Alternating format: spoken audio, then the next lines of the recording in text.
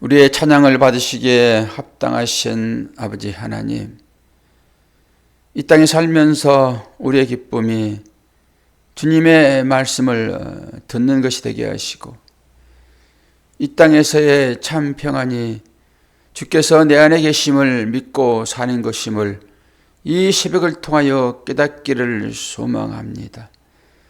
주님을 만날 날이 그리 멀지 않은 것인데, 우리로 하여금 주님 만날 때 부끄러운 삶의 결과가 나타나지 않도록 인도해 주시고, 주께서 우리에게 부탁하신 그 일을 잘 감당하다가 주님 만나기를 소망합니다. 우리가 육의 몸을 입고 있으면서도 주를 만날 때가 있는데, 오늘 이 새벽이 그날이기를 소망합니다.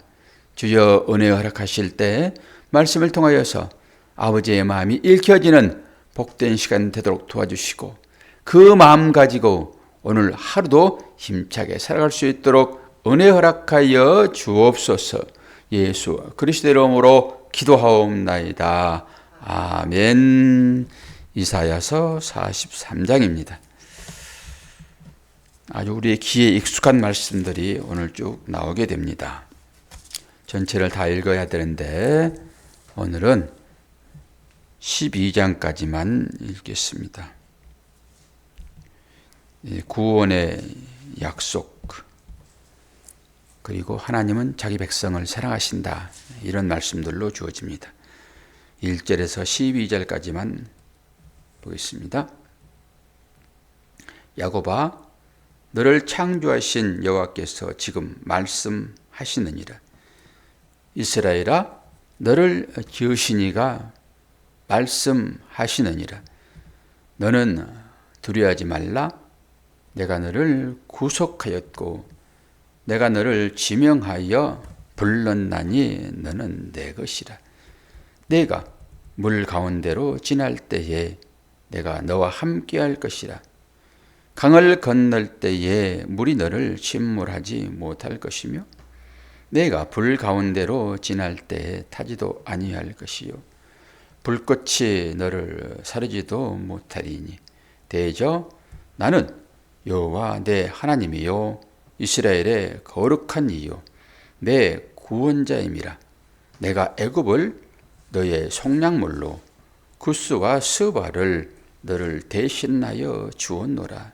내가 내 눈에 보배롭고 존귀하며 내가 너를 사랑하였은즉 내가 내 대신 사람들을 내어주어 백성들이 내 생명을 대신하리니 두려워하지 말라.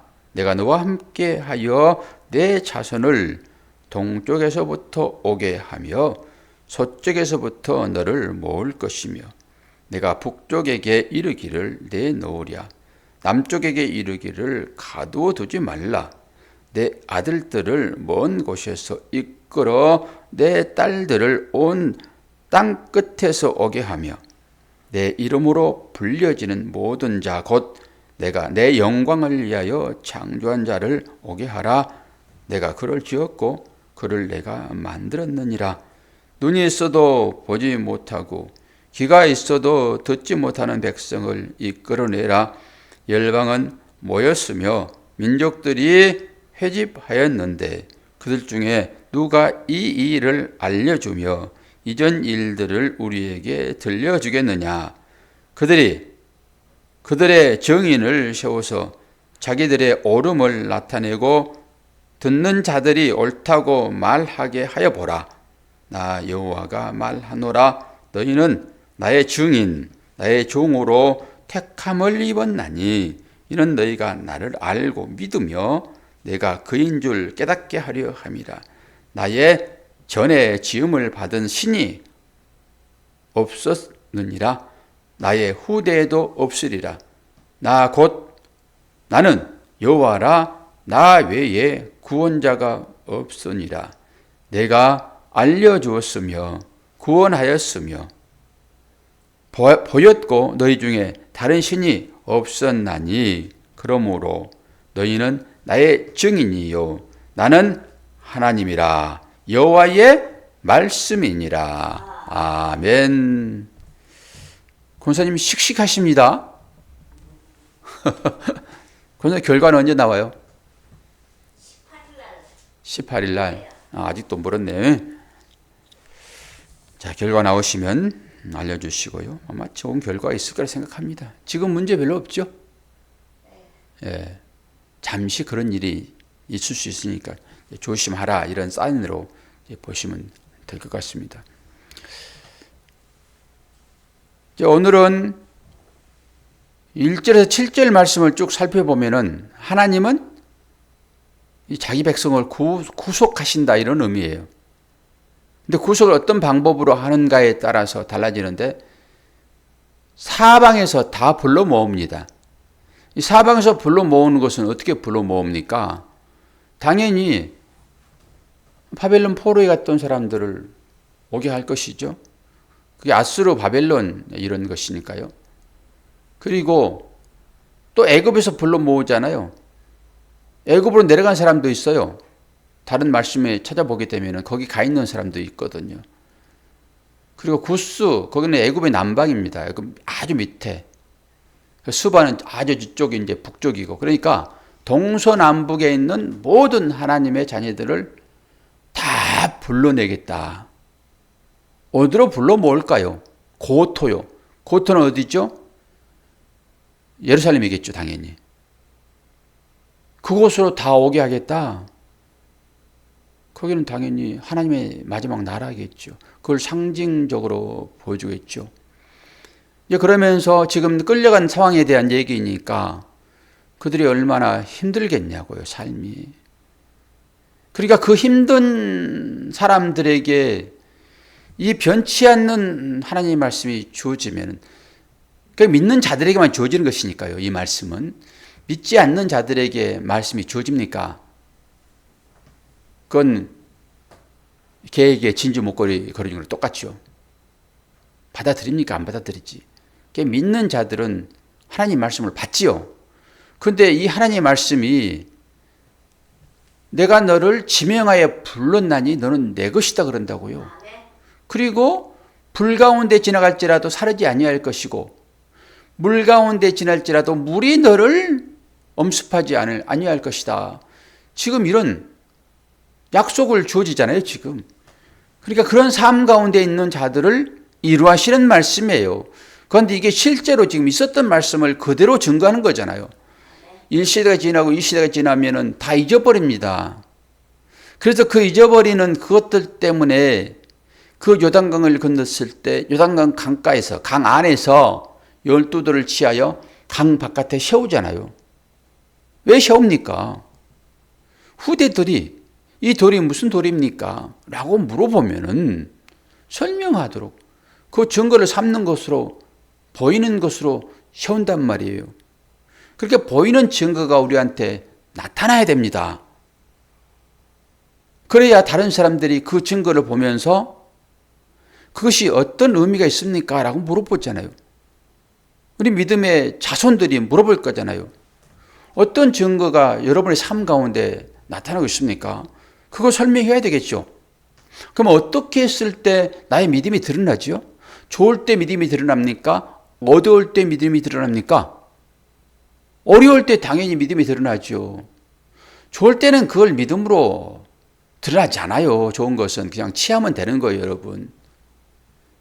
그런데 어떤 나의 삶 가운데 어려움이 찾아왔다든지 내 힘으로 극복할 수 없는 일이 찾아올 때 거기에서 믿음을 발휘해야 되잖아요. 우리 역사 가운데 여러분 일기를 쓸 것입니다. 어떨 때 우리 후대가 감동을 받습니까? 살신성이 날 때요. 그 일본에서 한국 사람이 그 일본인을 위하여 지하철에서 뛰어내려가지고 구하려다 죽었잖아요. 그 이름이 기억나지 않지만은. 이렇게 남을 위하여 자기를 희생할 때 그것을 사람들은 칭찬한다고요. 왜 그렇습니까? 자기는 못하거든요. 그렇게 남들이 하는 그 일들은 정말 가치 있는 일이죠. 그래서 칭찬하는 거예요, 그거. 그러면 그런 일이 우리 삶 가운데 있었느냐? 그리고 그 일을 통하여서 나는 믿음을 배신하지 않고 잘 견디었느냐? 이게 펴져 있는 것이죠. 이게 도를 아니겠어요? 우리 인생에서 그런 일이 한 번도 없다. 믿음을 지켜낼 만한 뭐가 없다. 나는 전혀 편안하게 그냥 인생을 살아왔다. 그러면 그것 보고 그 가운데서 어떻게 믿음을 봅니까? 지금 이스라엘 백성들이 팔려갔잖아요. 왜 팔려갔죠? 우상을 섬김으로요. 자기 만족을 위하여 살아감으로의 결론은. 근데 곰곰이 생각해 보니까요. 자기 만족을 위하여 살아가지 않는 사람이 한 사람도 없습니다. 그럼 어떻습니까? 오늘 전체적으로 여러분이 말씀을 쭉 읽어보시면 그런 내용들이에요. 1절에서 7절이 하나님은 자기 백성을 구속하신다. 그러면서 동서남북에서 다 불러 모으잖아요. 그리고 8절에서 13절까지는 세상 앞에서 하나님의 증인인데 그 누구냐? 이스라엘, 우리예요, 우리. 그리고 14절에서 21절이 하나님이 자기 백성을 바빌론에서 끌어내신다. 이건 이제 이스라엘을 고토로 오게 한다. 이런 거잖아요. 그리고 22절에서 이제 28절까지 하나님께서 이스라엘의 죄를 다 없애신다. 죄가 없을 때만 천국이 이루어지죠. 그래서 여러분이 회개하는 것입니다. 죄를 그대로 놔두고는요, 우리 마음 가운데 화평이 찾아오지를 않지요. 하나님의 나라는 샬롬이잖아요. 평강. 그래서 주님도 부활하시고 그 불안에 떨고 있는, 불안에 떤다라고 하는 것은 화평이 깨졌다라고 하는 거잖아요. 편안이 없다라고 하는 거죠. 그러니까 그 성도들끼리 모여가지고 불안에 떨고 있을 때 주님 찾아오시잖아요. 부활하신 주님이. 그래가지고 제일 첫 번째 하시는 말씀이 숨을 깊이 내쉬면서 뭐라고 합니까? 너희가 너희 마음 가운데 평강이 있으라 라고 하는 거예요. 샬롬, 샬롬.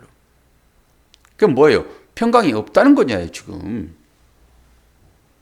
그럼 뭐죠? 주님이 떠나간 사실들을 그들이 알고 있기 때문에 그래요. 주님과 함께 있을 때는 어려움도 분명히 주님이 우리의 삶을 통해서 해결해 주실 것이다라고 믿음이 있었잖아요.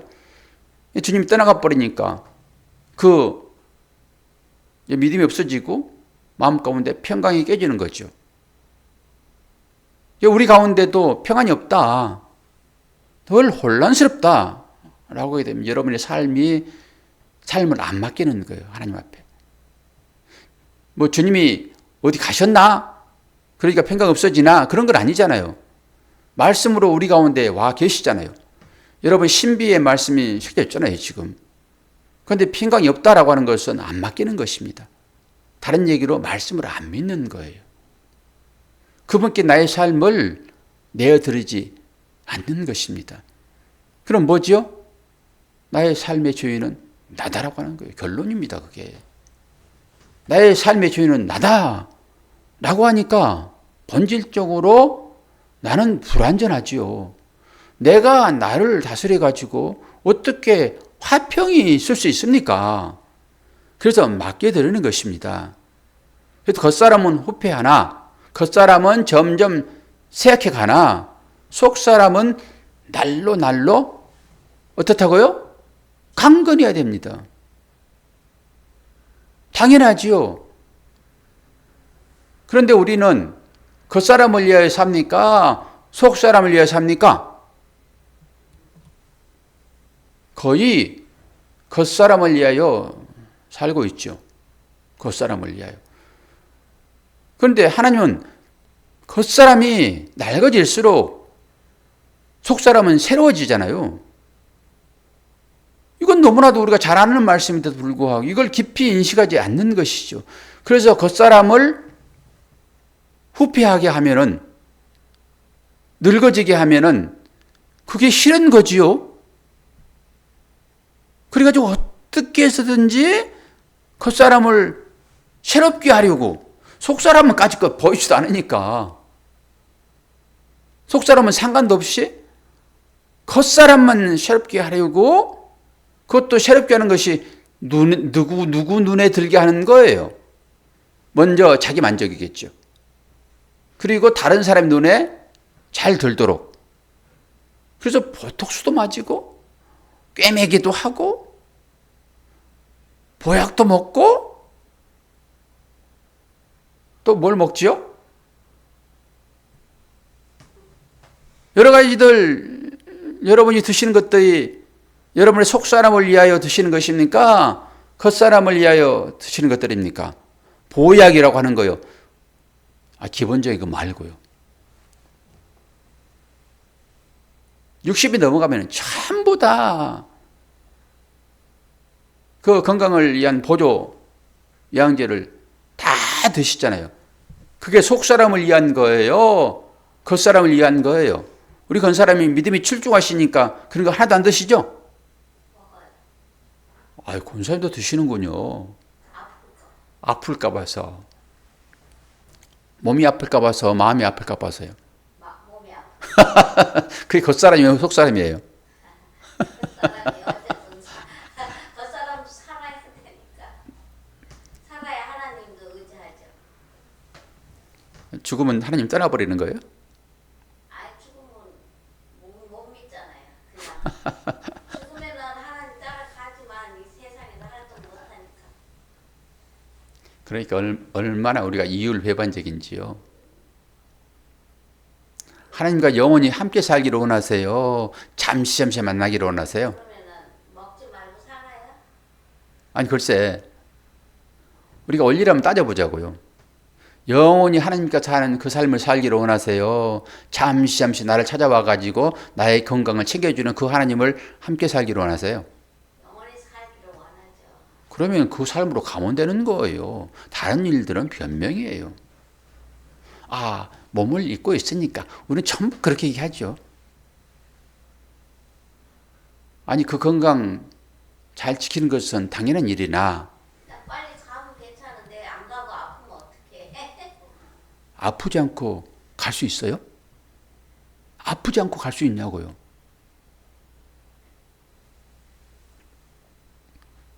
동방석입니까? 3000년 사는 동방석?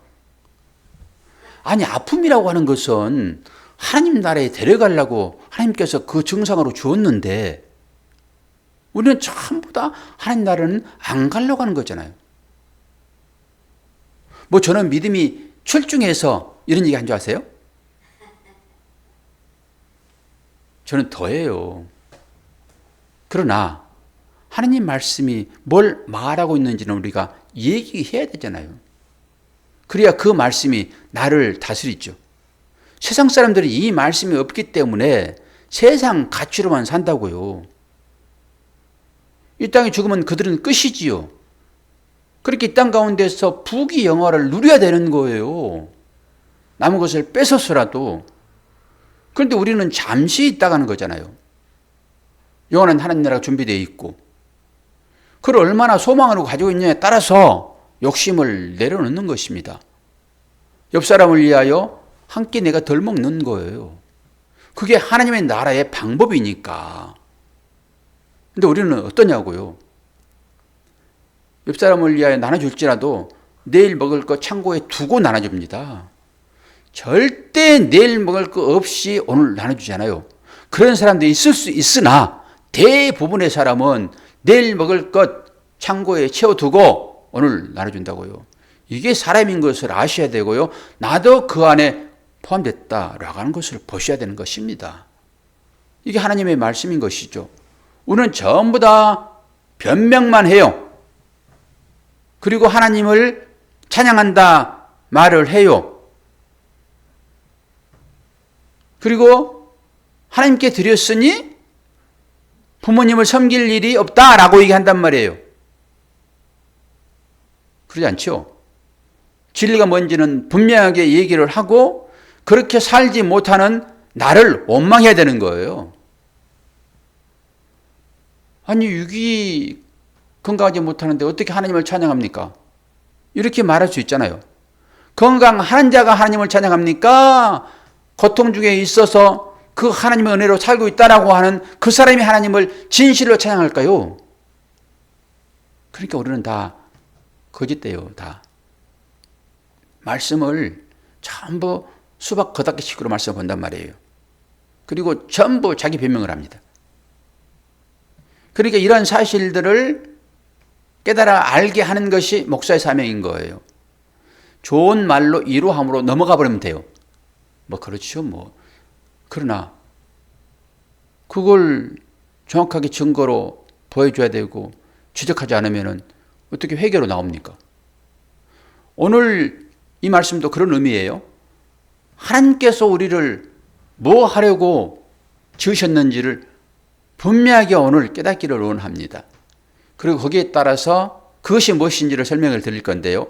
오늘 말씀 중에서 43장이 정말로 우리한테 중요한 말씀이에요. 물론 42장도 두려워하지 말라 내가 너를 떠나지 아니하리라 라고 하는 말씀도 중요하지만 오늘 또 같은 맥락의 말씀이란 말이에요. 그러면 이 얘기들이 언제 있었냐? 이스라엘 사람들이 애굽에서 출애굽할 때 그 홍해 가운데서 건너잖아요. 그때 물이 그들을 침범했습니까? 지금 그 얘기를 하는 거죠. 그리고 불 가운데 있을지라도 불이 너를 사리지 못할 것이다. 이 얘기는 무슨 얘기입니까? 누가 불 가운데 들어갔습니까? 다니엘의 세 친구들이요. 이런 얘기들이에요. 다 아는 얘기들이잖아요. 그걸 증거로 하나님께서 다 얘기를 했단 말이에요. 그리고 그 사실들이 우리한테 증거로 남아있고요. 그렇게 내가 너희들을 구원으로 인도하겠다라고 하는 것을 실제적으로 믿음의 선조들을 통해서 다 보여준 거란 말이에요. 지금 현재 이스라엘 백성들이 겪고 있는 이 삶을 이루하기 위하여 예전에 있었던 일들을 보여준단 말이에요. 제가 예전에 있었던 일이다라고 하면 여러분 또 그런 생각을 하실 수 있어요. 아니 다니엘은 언제 사람인데? 다니엘도 지금 끌려가 있는 상황이잖아요. 지금 이들은 끌려가지 않았고 앞으로 끌려갈 것이고 그것을 얘기하고 있고 지금 이 시점은 지금 끌려가지 않는 상황이에요. 그런데 있을 거라고 예언을 하고 있잖아요. 지금. 그리고 끌려가서 다니엘이 그 일이 있고 하나님의 시점은 오늘이 내일이고 내일이 오늘이에요. 그런 관점으로 보시면 돼요. 다 연결되어 있기 때문에.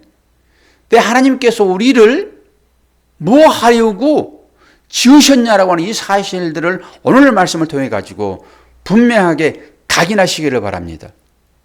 4321 제가 이렇게 외우라고 말씀드렸죠. 사모님에게. 이사야에서 4321이 오늘 나오잖아요. 4321 거꾸로 역으로 이사야 43장 21절 이렇게 외우면은 하나님께서 우리를 어떻게 지었는지가 여기 나오잖아요. 이제 볼 거예요. 먼저 7절 먼저 봐요. 7절 43장 7절 이거 먼저 얘기를 합시다. 같이 읽어요. 시작. 내 이름으로 불려지는 모든 자 곧 내가 내 영광을 위하여 창조한 자를 오게 하라. 그를 내가 지었고 그를 내가 만들었느니라. 뭐 하려고 만들었습니까? 권사님을. 오늘 말씀에 붙여보니까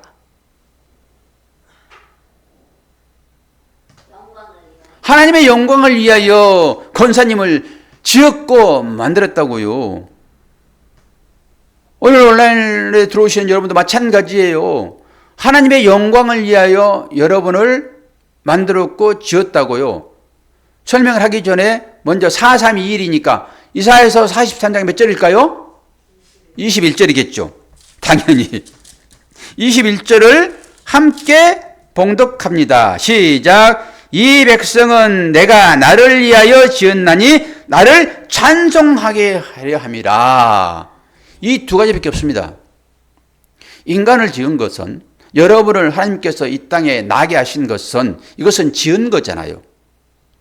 나게 하신 것은 두 가지예요. 첫째, 하나님의 영광을 위하여. 둘째, 하나님을 찬송하도록. 그러니까 하나님의 영광을 위하여 여러분 사셔야 되고요. 하나님을 찬송하면서 여러분 사셔야 됩니다. 그때만 하나님은 기뻐하세요. 그때만. 그러니까 우리는 하나님, 우리의 영광을 통해서 하나님 영광 받으세요. 전부 그렇게 나가죠. 그리고 이 세상적인 영광을 딱 머리에 떠올리죠. 그래가지고 하나님 나 좀 잘 되게 해주세요. 돈 좀 많이 벌게 해주셔서요. 사람들 나를 부럽게 해주세요. 그리고 손흥민이 19강 골 넣고 기도하고 손흥민이 뭐 믿는지 아닌지 모르겠으나. 그리고 또 다른 어떤 일을 통해 가지고 하나님 영광 받으세요. 그러면서 영화제 가가지고 대상 받고 하나님 영광 받으세요. 전부 이런 식으로 나가죠. 이런 식으로 뭡니까? 나 건강함이에요, 그게. 나 잘 되는 거예요. 나 잘 돼야 하나님도 영광 받으세요. 그렇게 생각을 한단 말이에요. 그럼 하나님 영광 받으시려고 그러면은 나 잘 돼야 되는 거예요. 이 땅 가운데서. 맞아요? 틀려요? 권사님. 네, 맞냐고 틀리냐고요. 물어볼 사람이 없어요, 지금. 저 뒤에 분은 뭐죠? 마스크 써가지고 지금. 나 잘 된 것이 하나님 영광이에요? 나 잘못된 것이 하나님 영광이에요? 그것도 맞아요. 나 잘 된 게 하나님 영광이에요. 그럼 나 잘 된 것이 뭐냐라고 하는 것이죠. 당연히. 우리는 하나님의 형상이잖아요. 나 잘 돼야 되는 것이죠. 이 나 잘 되는 것이 세상 가치관이냐, 성경 말씀 중심적인 삶이냐라고 하는 것이 따로 있죠. 우리는 나 잘 된 것은 하나님을 믿는 사람이나 믿지 않는 사람이 동일하게 여기는 그런 것이죠. 진실로 하나님을 믿는 사람 말고 그냥 율법주의에 매여가지고 자기 잘되게 하려고 율법 지키는 사람들과 세상 사람들의 가치관은 똑같습니다. 이게 인본주의인 거예요. 인본주의, 사람 제일주의. 하나님 제일주의가 아니라 사람 제일주의. 그 사람 제일주의를 위하여 하나님을 끌어쓰는 것이요. 끌어쓰는 것이죠. 이게 우상이죠. 그러니까 뭐예요? 나 잘됨이 세상 가치관으로 잘된 것이냐? 그렇지 않으면은 주님께서 말씀하신 마태복음 16장 24절이냐? 마태복음 16장 24절은 뭐지요? 나를 따르려거든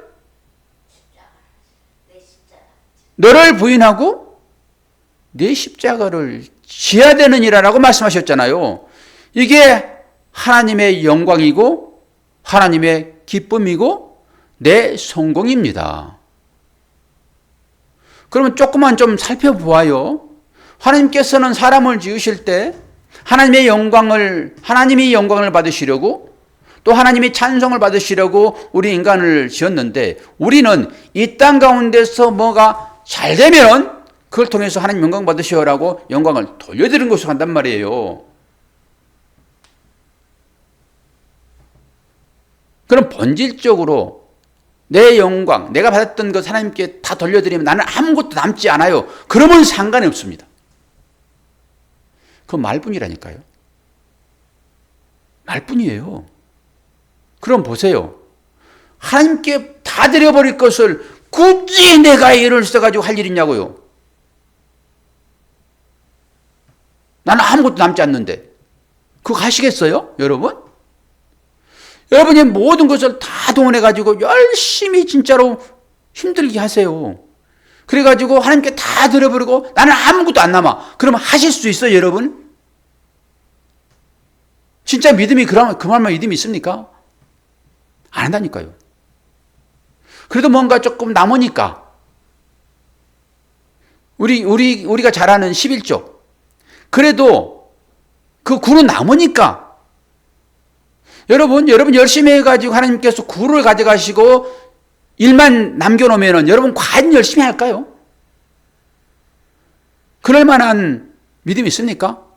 하나님 구를 가져가시고 나는 일만 주실 거야. 그럼 열심히 하시냐고요? 구를 주신다고 하니까 열심히 하는 거예요. 우리가 그렇습니다. 그래서 나를 제약하는 거예요. 그러면 하나님께서 영광을 받으시겠다. 찬송을 받으시겠다. 이건 풀어내야 되겠죠? 바빠지네요. 시간이 막 가니까. 이건 제가 수없이 얘기를 했기 때문에 더 얘기를 하지 않아도 여러분 말할 수는 있을 거예요. 사모님, 하나님께서 받으실 만한 그 영광은 어디에 나타난다겠습니까? 예? 십자가에서 나타나는 거예요. 여러분이 주여라고 부르죠. 하나님이라고 부르죠. 그럼 뭐예요? 십자가로 나를 데려가세요. 이 얘기인 거예요. 그래서 십자가의 삶은 뭐예요? 조금 더 이웃에게 주는 거라니까요. 내가 좀 덜 갖고. 이게 하나님의 나라죠. 여러분, 하나님 나라를 분명하게 오늘 실험 한번 해보세요. 가정 가운데서. 열이 있습니다. 열이 있는데 이걸 딱 나누세요. 5대 5로 나눠보세요. 그러면 불만이 없이 조용할까요? 절대 안 그럽니다. 우리 인간이라고 하는 이 눈은요, 착시가 있어가지고요, 남의 손에 있는 떡이 더 어떻게 보인다고요, 권사님? 커 보여요. 뭘 보세요? 지금 저런 눈을 똑바로 쳐다봐야지. 남의 있는 손에 떡이 커 보인단 말이에요. 인간은 그런 거예요. 똑같이 배부를 했어도 이 착시 때문에 남의 손에 있는 떡이 커 보인단 말이에요. 그럼 바꿔요. 바꾸면 또다시 그게 커 보인단 말이에요. 이게 계속 하는 거예요. 그러면서 이게 공평하구나. 그런단 말이에요. 그러면 폐하가 올 거예요. 그런데 우리는 5대 5로 조차도 안 나눠요. 어떻게 나누죠? 4.5대 5.5로 나눠요. 어떻게 해서든지 내가 좀 더 가지라고 그런다고요. 남 줘놓고도 불편해. 저건 내가 가져야 되는 건데 하나님께서 그렇게 말씀하셨으므로 그 줘놓고도 불편해. 돌아서도 후회해. 그래서 늘 바꾸려고 생각을 하죠.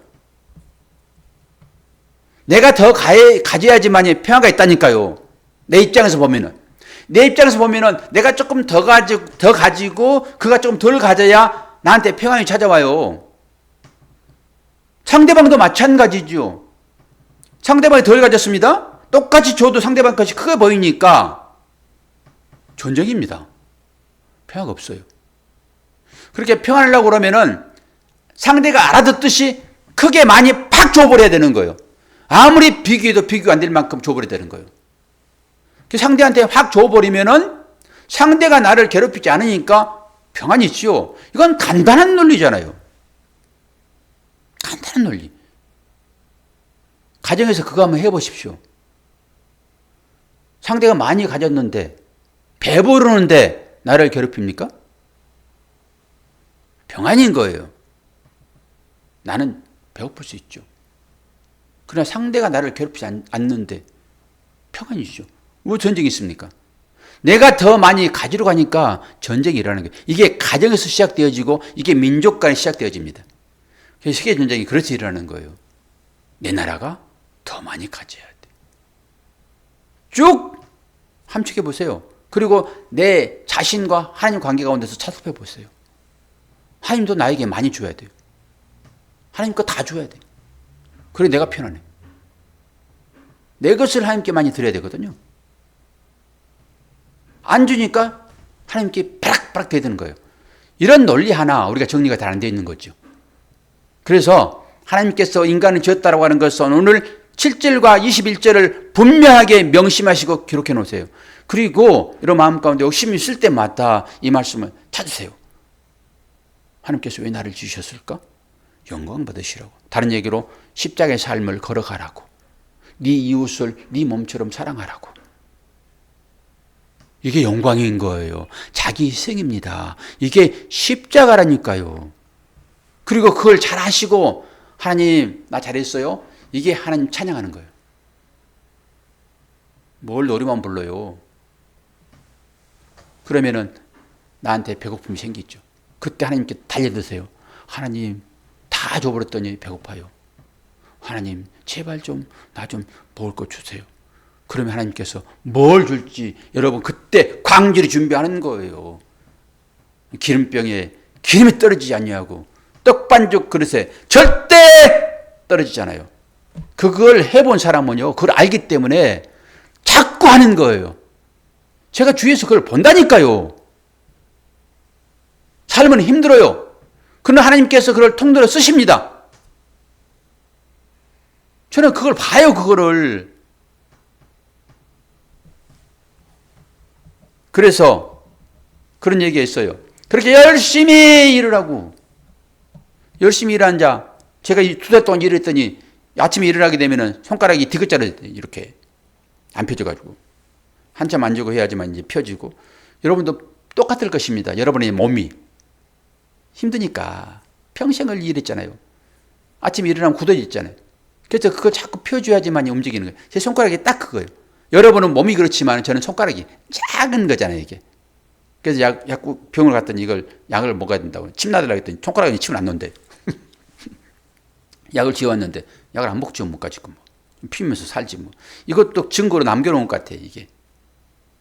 성도들이 그렇게 일하여 땀 흘려서 교회에 헌금한다, 이놈아. 잘 써야 돼. 내가 너를 한번 보여줄게. 그리고 손가락을 이렇게 한 것 같아. 성도들이 다 이렇다. 몸을 피지 않으면 하루 일할 수가 없어. 그래가지고 헌금한다, 이놈아. 잘 써. 우리 모두가 다 그런 마음으로. 그래서 옛날에는 성도들 헌금 생각할 때마다 막 눈물이 났어요. 그렇게 힘들게 살아서 헌금하는데 이거 어떻게 써야 되는가? 조심스러워야 돼요, 여러분. 흥청망청 하면 안 되는 것입니다.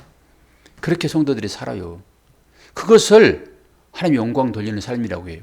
그러니까 그렇게 힘들게 사는 사람이 그걸 아니까 하나님 앞에 가가지고 뭐라 한다고요? 하나님, 내 손 좀 봐봐요. 내가 이렇게 열심히 일했어요. 그랬더니 주께서 딱 나타나셔가지고 이놈아, 내 손 좀 봐라. 그리고 못 박힌 손을 보여줬대. 권사님 무슨 말인지 아시겠어요? 자랑이 없는 것입니다, 인간에게는. 하나님, 나 힘들어요. 이놈아, 내 손 좀 봐라. 이게 누구 때문이니? 너 때문이지. 오늘 또 이 하나님 은혜를 여러분 새기시기를 바랍니다. 우리 이 땅에 살아가는 것은 하나님의 영광을 위해 살아가는 것이고 하나님을 찬양하는 삶으로 나오는 것입니다. 여러분이 이웃을 사랑할 때 하나님 영광 받으시고요, 하나님 찬양 받으시는 거예요. 여러분이 한 번 더 무릎 꿇을 때 하나님 영광 받으시고 하나님 찬양하는 것입니다. 이 삶을 사시면 돼요. 입술로 고백하시고요, 삶으로 사시기를 바랍니다. 그 삶이 오늘 여러분 삶 가운데도 풍성하게 이어지기를 바랍니다. 전부 고난 가운데 있는 분들만 새벽에 나오셨네요. 여러분을 축복합니다. 잘 사시고 계세요. 여러분의 그 한 발자국 한 발자국이 여러분의 자녀들을 믿음으로 이끄는 발자국 될 것입니다. 지금 당장은 따라오지 아니할지라도 여러분이 가고 난 다음에 자녀들은 여러분 발자국을 분명하게 더듬을 거예요. 내 어머니는, 내 아버지는 어떤 믿음의 삶을 사셨지? 라고 그때 생각할 거예요. 그래서 보는 데서 믿음의 삶을 잘 사세요. 어떻게 말을 끝내야 될지 모르겠네요. 하나님의 영광을 위하여 기도하겠습니다.